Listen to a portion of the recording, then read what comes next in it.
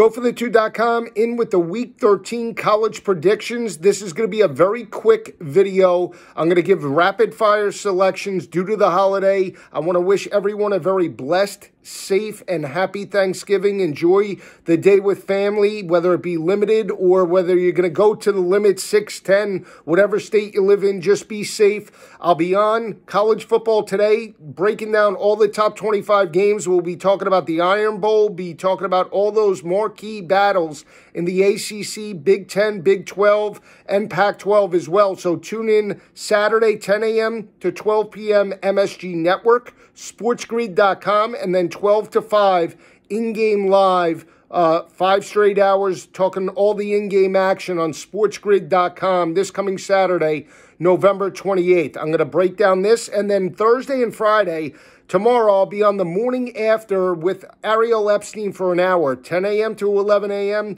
We'll be talking about the college football games on Thursday and Friday. Also talking some NFL action as well. So tune in to MSG Network or MSG Plus tomorrow morning, 10 a.m. to 11 a.m. Eastern Time, the morning after. We'll be talking all things college and pro football tomorrow morning, 10 a.m. Eastern with Ariel Epstein. Let's break down the rapid-fire selections. One of the games is Friday. Notre Dame on the road, 5.5-point favorites over North Carolina. Both teams have a week off in terms of preparation, but I think this is a tough matchup for Notre Dame. They go on the road. They're number 2 in the college football playoff, but there's Sam Howell. There's that explosive offense of North Carolina, and their offensive coordinator, Phil Longo, have 2 big play running backs in Williams and Carter, over 1,600 rushing yards, and 2 big play wide receivers in Brown and Newsome that could really challenge the secondary for Notre Dame. On top of that, this is probably the first game that Notre Dame does not have the advantage at the quarterback position. And you can mention that matchup against Clemson from an athleticism standpoint. DJU had it over Ian Book, but not from experience. And that's where I think Sam Howell's experience comes into play. They're 5.5-point underdogs that are at home. I think they push Notre Dame to the limit. I already took North Carolina plus the 5, looking to take them on the money line. And I think this is a very difficult matchup. I think they can go toe-to-toe with the Irish. And don't be shocked if North Carolina strikes the upset in Chapel Hill Friday afternoon. Turn our attention to Saturday's action. You have Penn State on the road against Michigan. Penn State got blown out by Iowa. Michigan barely survived against Rutgers. They opened up as a 4-point favorite, down to 2, maybe even 1.5. Penn State's 0-5. We know that. They're reeling. Michigan got lucky. I understand that. But both teams, in terms of the road and home aspect, it's not even close. Penn State 12-8 on the road since 2016 under James Franklin. Lost both games this year to Indiana and Nebraska. Now they go on the road to the Big House. Michigan, over the last couple of years at home under Harbaugh, 13-3 straight up at home. Won those games by an average margin of victory of 27.2 points per game. I'm going to take the home team. Might be a close game, but I'm going to go with, in my opinion, the more consistent team in Michigan to win by a field goal, at least over Penn State, and push the Nittany Lions to 0-6 on the season. Another big battle takes place in the state of Michigan. Northwestern on the road against Michigan State. Northwestern traditionally plays Michigan State very tough. Got blown out in this matchup last year, 31-10. But this is the first time that Northwestern is a favorite in the series since prior to 2010. Line opened up at 9. It's jumped up to 13.5.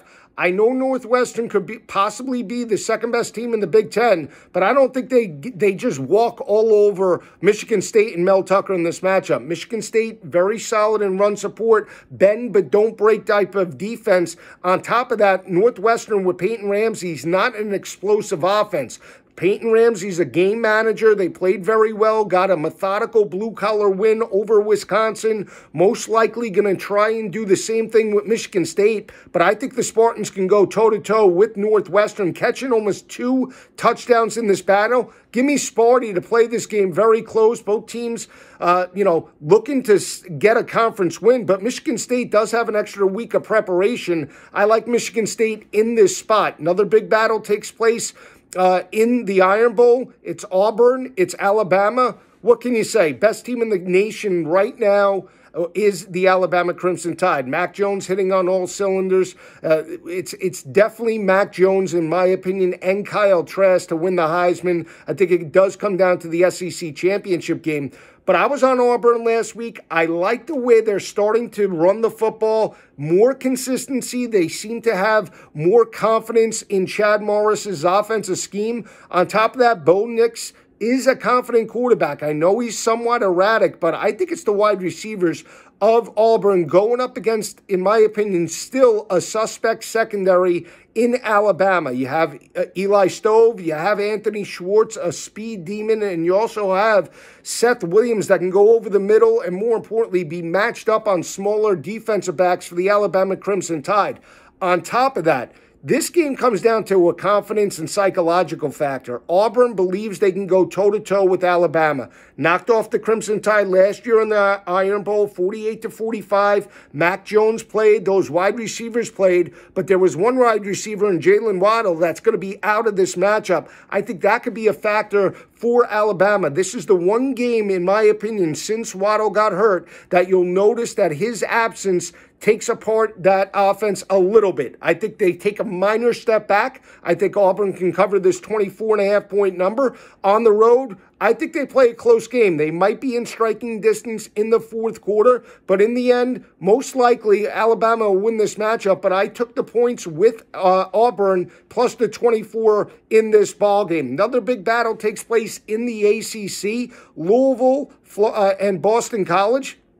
This game comes down to speed perspective. Boston College has played over their heads. They haven't beaten a team with a winning record. This is another team that does not have a winning record, but they have elite speed on the perimeter. You have Des Fitzpatrick. You have Tutu Atwell, you have Malik Cunningham. That's enough for me to challenge that Boston College defense. Now, Javion Hawkins is not there. You watch that ball game for Louisville against Syracuse.